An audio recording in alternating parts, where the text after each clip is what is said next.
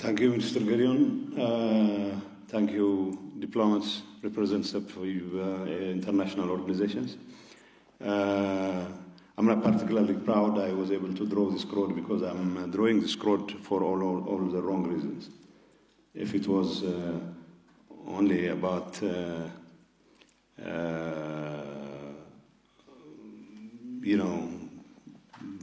good news and all that, that would have been better. But anyway, the gist, the focus of my presentation is going to be around the need to avoid a deterioration of the situation in my part of the country, and for the international community to do everything within its power to make sure that this situation is arrested, and of course peace and stability is maintained, and the Pretoria Agreement, and of course its full implementation is guaranteed.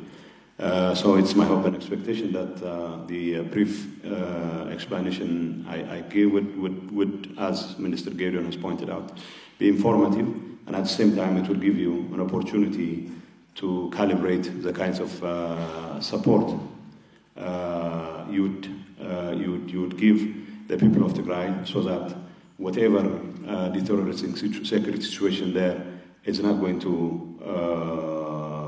lead to a complete breakdown of law and order. Of course, it doesn't lead to the kind of war that has caused the loss of hundreds of thousands of lives.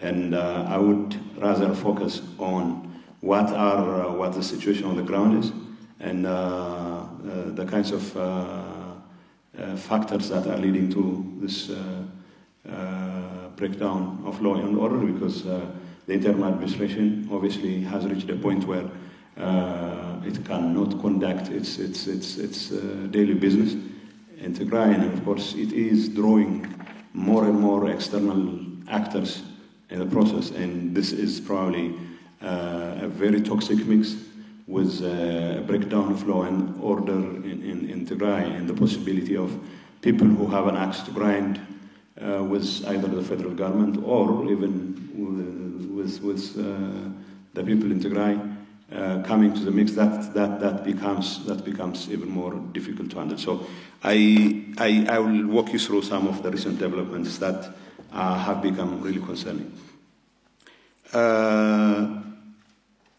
Since the establishment of the interim administration, the party to the Pretoria Agreement, the parties to the Pretoria Agreement, TPLF and the federal government, took it upon themselves to set up an interim administration. Well, as you probably know, it took a few months of wrangling for the interim administration to be set up. Obviously, the ruling party, TPLF, had its own internal problems, and this led to continued squabbling among the leadership.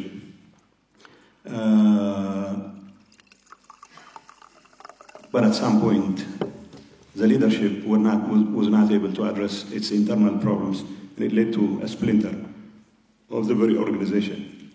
The faction that obviously decided to conduct its own Congress, despite opposition from the Federal Electoral Board, decided that it was the only entity entitled to determine the nature and the composition of the interim administration, without, of course, the consultation with the federal government.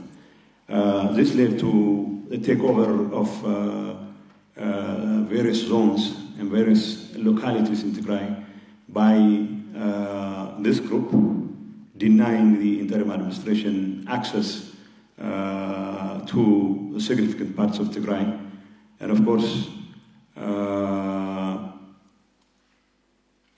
our hope and expectation was for the interim administration to conduct its business in a matter of a year and a half.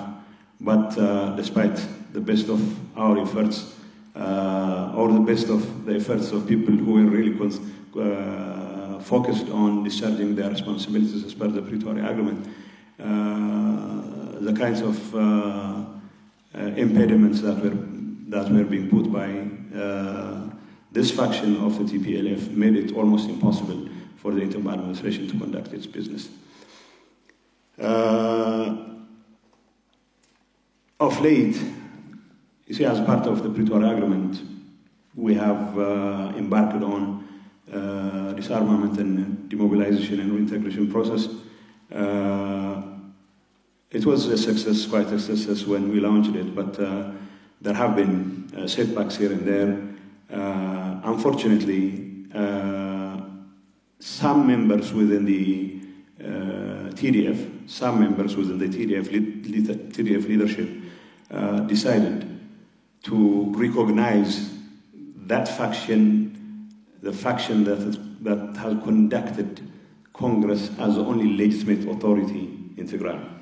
And obviously, such a decision flies full in the face of the Pretoria Agreement, because the interim administration's composition or structure or even continuity can only be maintained in consultation with the federal government. So, although we have different views with regard to which faction is legitimate or illegitimate, the fact that this particular faction obviously was given some sort of blessing by some members of the TDF leadership simply means that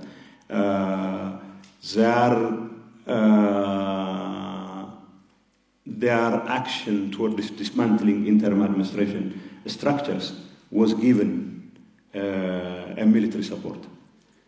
So it introduced another disturbing element in the efforts of the faction, the TPLF faction, simply because members of the Tigray forces were being used to dismantle structures, to remove interim government officials, and to install officials which are appointed by this particular faction, which, as far as we're concerned and as far as the federal government is concerned, has not been recognized by the National Electoral Board itself. So this created a confusion, not only a confusion, this was done as part of the campaign to maybe arm twist the federal government into making concessions.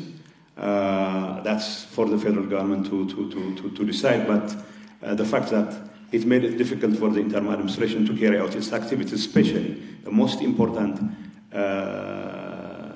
activities such as the return of IDPs and other important components of the Pretoria Agreement simply meant that chaos had to ensue. And of course, we have reached a point now where, apart from northwestern Tigray and central Tigray, which have long been taken over by this faction of the TPLF, now we have reached a point where even administrations in the capital, Magala, are being forcibly seized by this faction. Appointees by the interim administration are being rounded up.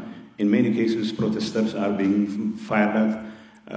In almost every part of Tigray, there is a roundup of people who are said to be not only sympathizers, not only appointees, but also sympathizers of the interim administrations.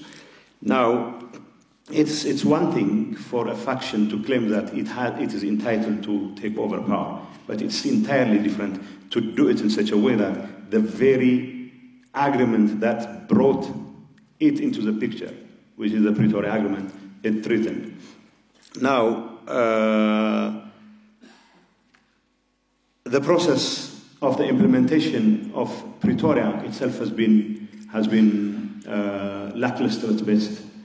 The return of IDPs, especially Western Tigray, has not been. We have barely scratched the surface as far as the return of IDPs. We have made efforts to return IDPs in southern Tigray and the northwestern part of Tigray. We still have a long way to go before we can say that the security situation even there is conducive enough for people to feel comfortable. But even where we have made modest progress, the situation on the ground simply means that they have little access to humanitarian aid. They have little access to the kinds of amenities people who have returned to their homes are entitled to. It's very unfortunate. The case of Western Tigray, although we have been working with the federal government to expedite that process, yes, we have been putting the blame squarely on the federal government for a year and so, but I have to admit at this point in time that the last 8 or 9 months, it would be very unfair for me to continue to blame the federal government, because the ball was in our court, and because of the political squabbling, because of the kind of confusion that has characterized the situation on the ground in Tigray, we're not able to discharge our part of the responsibility the last 8 or 9 months. We still insist that the source of the most important source of the confusion in Tigray and in the politics in Tigray is our failure to return IDPs. We have hundreds of thousands of people living in very squalid conditions, and everyone wants to take advantage of the fact that they have not been returned to apportion blame against each other. So the faction of the TPLF would blame the interim administration for having failed or having being a sellout to the federal government, whatever that means. And yet, it often, through practice, stands in the way of a possible return of IDPs, despite our best of efforts to coordinate with the federal government. Obviously, we have been missing in action almost for 8-9 months now. Another complicating factor here, of course, the question of DDR. We're supposed to resume DDR yesterday, and the security situation on the ground, I have been told, has made it almost impossible for the resumption of the DDR process, which has been stalled for quite some time now. The DDR is quite critical because tens of thousands of combatants really need it. And of course, the readiness on the part of members of the TDF to go through this process of DDR has been quite significant. But I have to admit that the leadership, myself included, were not particularly forthcoming when it comes to the expeditious implementation of the DDR process. Although the Rehabilitation Commission has rightly declined to go ahead with the process because of the situation on the ground, it's my hope and expectation that with the right mix of support by the international community, by the federal government, and some sort of semblance of stability in Tigray, we'll be able to resume it, because it's going to be very critical. Tigray cannot afford more than 200,000 combatants sitting in camps, of course, living off what little is left of the federal block grant the federal government makes available for Tigray, which is not much as far as I'm concerned. So it has been a very difficult thing to carry out, not because there was no willingness on the part of the combatants, or even here, although I have written a letter blaming the federal government for standing in the way of the process, I have to admit that maybe that was a bit of a stretch, because as far as we're concerned, there was also failure on our part, and we should also take part of the blame. In fact, the most important portion of the problem, especially at this point in time. This crisis, political crisis in Tigray, also means that with the support of some officers, high-ranking officers, I'm not saying this is shared by every TDF higher officers. There are some who, for one reason or another, assume that the best option for Tigray is to continue to support one faction of TPLF. And that faction of TPLF has also members, senior members, who feel that it is very difficult to trust the federal government. So naturally, they are inclined to find greener pastures elsewhere. And unfortunately, those greener pastures are not quite reassuring as far as the stability of Tigray is concerned. So there are some who reach out, for example, to our friends, the other side of Marab, the Eritreans, assuming that some sort of collusion with them would give them a much better bargaining position, or better still, a cloud, not only a cloud, but also a leverage against the federal government. This is not shared by every member of the leadership, both political and military, but so few influential members of the military top brass and the political leadership entertain such illusions. And of course, that means those who feel that they have an axe to grind against the federal government, or those who feel that they had an unfinished business in Tigray because of the Pretoria Agreement would take that opportunity to try and wreak havoc. And this is probably the most serious threat we continue to face. And here, it's one thing to work expeditiously for the return of IDPs, for the implementation of the DDR program, but also I would like to take this opportunity to once again blame the federal government for withdrawing what little military presence it had in the international borders between Ethiopia and Eritrea. That has made it difficult for us to control the borders. And that has given an opportunity for these rogue elements within either the PLF or within the military to use that as a stepping ground for all kinds of nefarious objectives.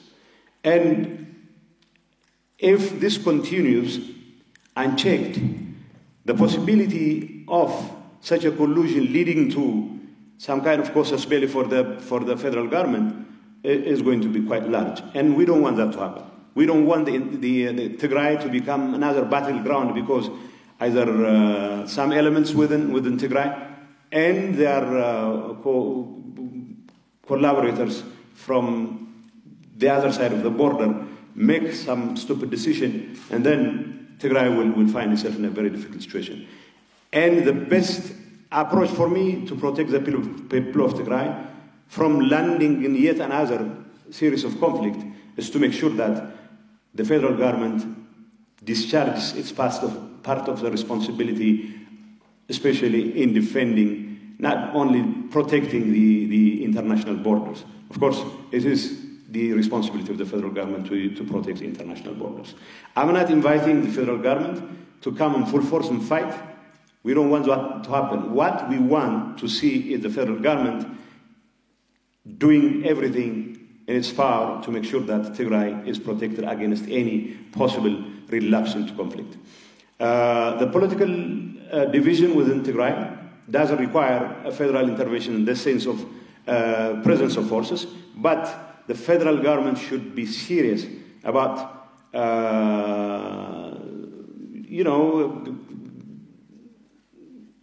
calling a spade a spade. Those who have made it their business to try and destabilize an interim administration, which also threatens the very Pretoria Agreement itself, holding them responsible when they try and disrupt the conduct of the interim administration, as it has become abundantly clear, is also something I hope would help us in averting yet another crisis. The presence of Eritreans in many parts of Tigray is part of this problem, and it is not Tigray's responsibility, but the federal government's responsibility to call not only for the withdrawal of the Eritrean forces, but also to protect the borders, so that, of course, whatever internal squabbles we'll have will only remain internal. So, in this case, I would also like to call upon international partners who've been supporting the Pretoria process to really not only express their concerns, but also step up to the plate and make their voices heard. I would like to take this opportunity to call on the EU. I know the EU and other US and other countries have put out a statement. Oh, they did, yeah. He spared me. Okay, thank you. Anyway, I would expect that sort of not just statements, but also enduring attention to what matters here. What we have to do here is to make sure that miscalculations in our part of the region have never been in short supply. So I would call on the international community and the federal government to do whatever in their power to help us avoid miscalculations, whichever direction they might come from. So it's often those miscalculations which have resulted in devastating wars, and the last thing Tigray is ready to entertain is yet another round of devastating war. And of course, any instability in Tigray is going to destabilize Ethiopia, not just Ethiopia, with a very toxic mix of external actors coming into the picture. It is going to further destabilize the region. So one has to once again call on the international community and of course our partners, the federal government, to do everything within their power to help us avoid those miscalculations.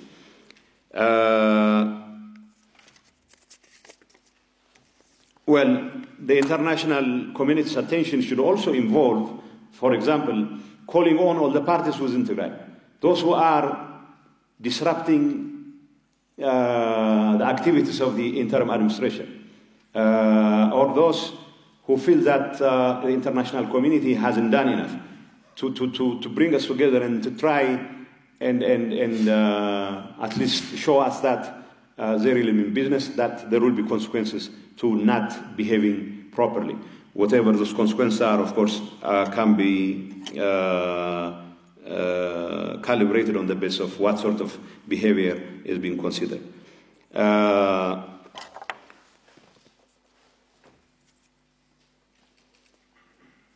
And of course, basic services, including humanitarian aid for Tigray. I know the federal government has been doing tons of things in terms of restoring basic services, in terms of provision of social services such as education and health. There are a number of areas in light of the enormity of the destruction that was wrought on Tigray. We still have a long way to go. It's very unfortunate. Rehabilitation efforts in Tigray have not been really carried out simply because the last 2 years have been spent on squabbling over internal political matters.